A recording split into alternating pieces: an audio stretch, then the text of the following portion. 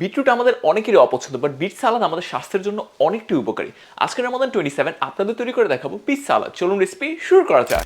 যাক, রোজা চলে যেতেছে আর ভাজা পড়া অনেক খাইছেন, এবার হেলদি হওয়ার পালা। ঈদ এসে পড়ছে, আবার তো কাচ্চি বিরিয়ানি খাওয়া শুরু করবেন। প্রথমে আমি আমার বিটটারে বয়েল করে নিছি, বয়েল মানে বয়েলিং করে কুক করছি। অনেকে রোস্ট করতে পারেন, রোস্ট করলে আরও বেটার ফ্লেভার হয়। অনেকের ওভেন থাকে না, ঝামেলা, তাই আমি এটাকে কি বলে বয়েলিং করে নিছি।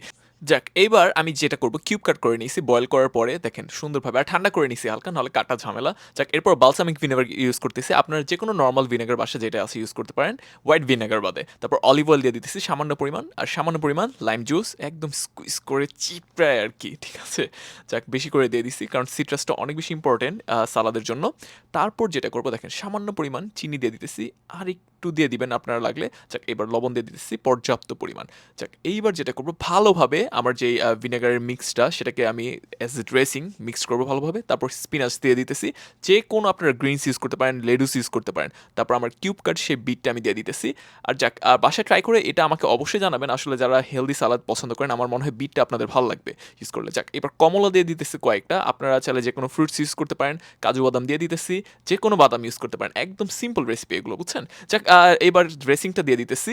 ড্রেসিং দিয়ে দেখেন, এবার ভালোভাবে মাখান দিব আমার আর কি।